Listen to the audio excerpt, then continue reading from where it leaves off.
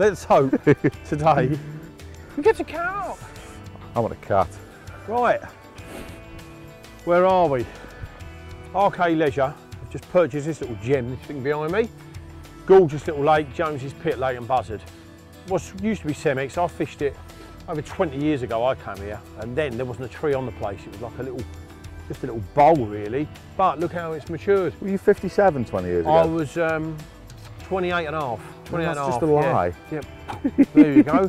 And that's it. So we've got a couple of days. Well, you've never been here. I've never been here. No, it's lovely. It's all, they've done a load of work. All the swims, as you can see, are all named. Sleepers, gravel. You're not fishing in mud or anything like that. There's a big track all the way around. You can drive to your swims, drop your kit off, move your van into the car park. It's totally secure, all fenced. It's lovely. There's loads of islands, isn't there? Well, that's it. Well, deep bits. It's full of. There's a lot of carp in here, and we've been told there's about 130 carp.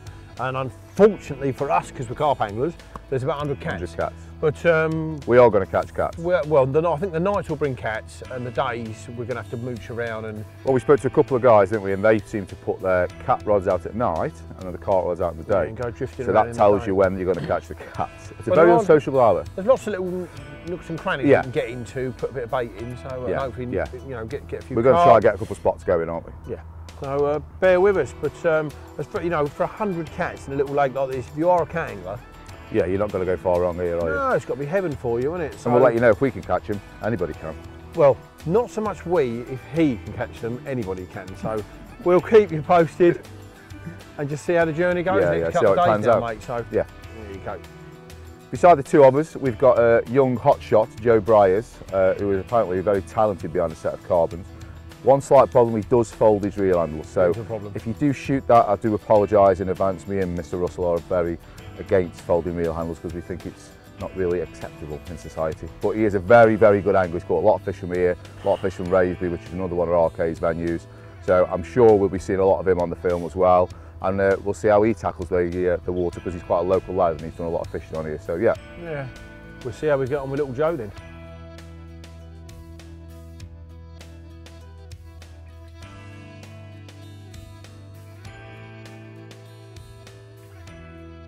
Right, I've got the right hand side of the anthill because Ian picked what is meant to be the best side on the left, okay?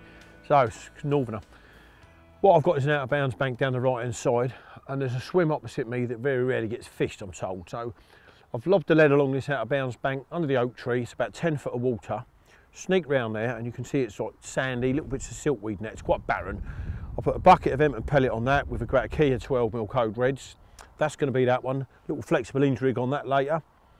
Out in the open water, found very little of anything. I'm guessing it's about 15, 16 foot of water. Again, really barren at this end, but we're in this double peg for a reason. Make the most of what's in front of you. I found a little bumpy area, and it turns out it's 13 wraps on the yardsticks. Out, dropped a lead. I'm going to drop a lead as near as damn it to that. You know, you're worrying about all this drop on that. We'll go near that. I'll put 2K of 18mm code reds on that. Expect cats on that, I'm led to believe, in the night, which will be lovely. And we'll see how it unravels, just to see how we roll along with it.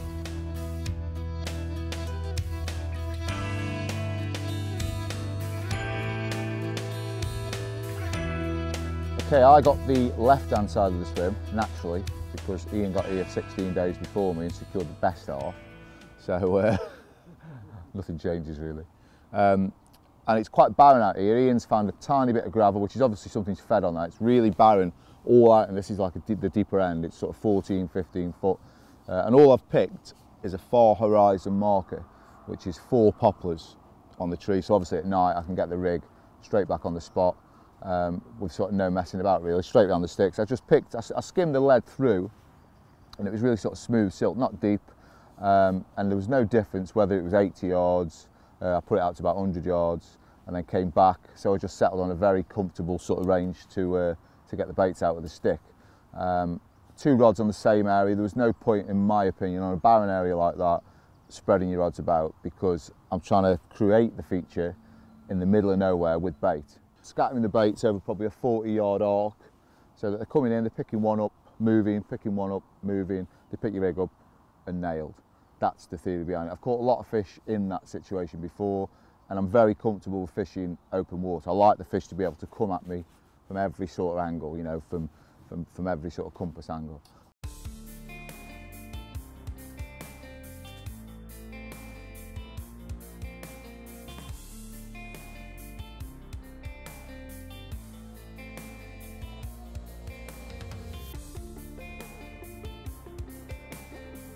So stock-wise, Joe, what are we looking at? You're looking about 130 carp, sort of say 60 of them, sort of like between 10 and 15 pound, really nice scaly ones. And then you've probably got about 30 quite plain looking, sort of 20 pound to 30 pound. There's a lot in there. They tend to come out quite a lot, the fish, between 22, 25 pound. Yeah. And you've got about 15 to 20 like originals that are stocked in here in about the 60s. And they're really nice fish, like the commons and a few mirrors, and a really nice. So good selection. Yeah, there's a lot to go at. Like one fish will be completely different to another that you catch. Yeah, yeah. And again, cats, as much as they're not my thing, I appreciate some people. Obviously, a lot of people come here to fish for the cats, don't they? Yeah, yeah. There's a lot of cats in here. There's about 100 cats, up to about just over 70 pound. There's a lot of 60s and 50s, and yeah, obviously really good fights. So yeah, really sort of. What about? I presume there's not many silvers and stuff, because I presume the cats will eat them, won't they? Well, no, you'd be surprised actually. There's a lot of silverfish in there, and Really? good sized ones as well. You know, Right. you got roach up to about £3. I think it's the biggest, £3.10 I think. Perch again up to about just over £3. I've had them to just over 3. Pike up to about 28, and there's a lot of pike in here. You only have to look in the margins, and you normally see at least one. Yeah. Sitting by the sleepers. Well, it looks lovely now. The rain's stopped, hasn't it? So Yeah, it's gone flat calm as well. Hasn't it? bite time is what, evening? Yeah, evening, early morning. Cats in the night. Yeah, cats any time. Well, they do come out in the evenings. They do come out in early mornings. You can have them in lightness sometimes. It's quite weird. So me not being a cat man, why don't I reel in for the night? Because you say that I will only catch cats. All right then, mate. Well, I'll go and flick them out. Yeah, all right, and mate. then we'll hopefully have something to report.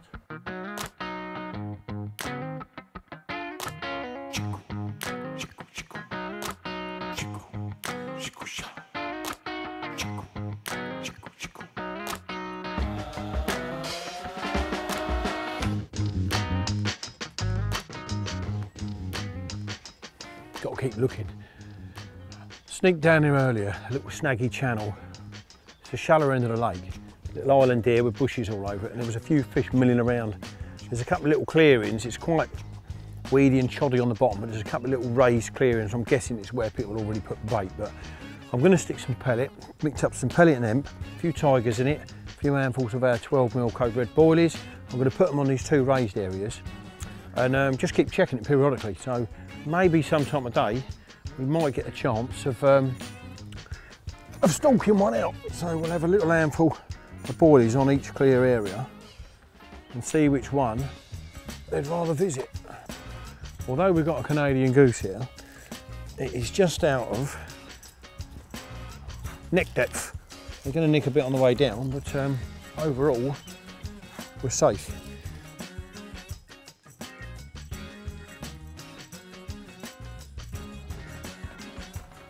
Right, now, it's been about 30 minutes since I baited this little spot in the edge. Look at me a bit puffed out. I've just walked down here and it's all clouded up, whereas half hour ago it was really crystal clear. And as I'm standing looking, there's a fish, I'm guessing it's 30 to 34 pound, that sort of size, a big one, that's just come wobbling out of the cloud. So I've done my Forrest Gump impression, run back there, grabbed the rod, a net, some little PVO bags in my pocket. Do you know what? It doesn't mean to say we're going to catch him, but you've got more chance of catching him there than you have sitting up there behind buzzers, so there's lessons there as well. So, and it's exciting. I'm going to nip down here now and give it as long as it takes until we scare them off or we catch one. So let's get in place.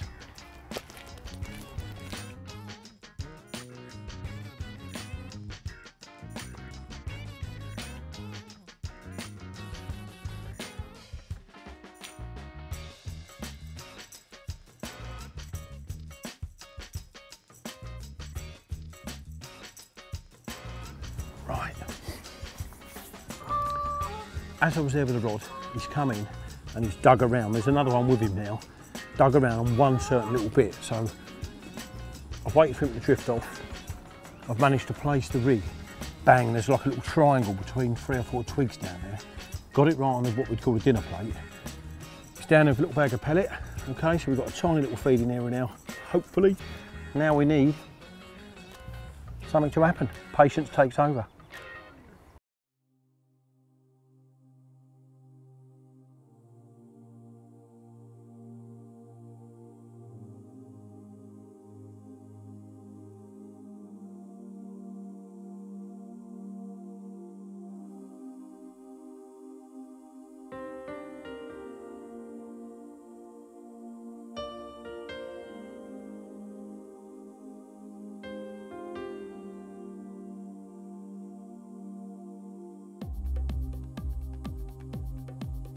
First night on Jones's pit, and we've been woken up by these little critters. Not everyone's cup of tea, but nevertheless, they're part of the lake. They would rather have had a few carp, but there you go. Locally, the lake's quite famous for these. And when I fished it years ago, they were all little kittens. Now, we've got a 45 and I don't know, a 35 pounder. So they're not nowhere near the biggest in the lake. But what's your thoughts on them, Ian? The plan is going to be, he's going to hold his, because his is obviously, as always, bigger than mine, but I refuse to touch them, such as my cleanly fetish, and I do know they're normally sick and poo on you, so I am not touching mine. But in all fairness, to those that fish for them, they are... Yeah, they're lovely, aren't they? Yeah, and they give you a proper old scrap. Can I put your coat on for this? No. Do you think... Why don't you pick mine up? Mine's been really well behaved. Do you know what I should do? Shouldn't I really? We'll attempt it, and if it goes wrong... There's mine, look, it's much easier just to put the mat at the camera. Like that, then you don't get covered. Oh, it's been... Oh my God, look at that! What, legs open? That's why we don't Don't put it near me! Catching cats, there you go. There's your catfish. Look at its mouth. Look at that. Now I ain't putting that out there. The gear I've put out is red. What is that? 2 ton of I think it's just been sick through its bottom. Oh dear.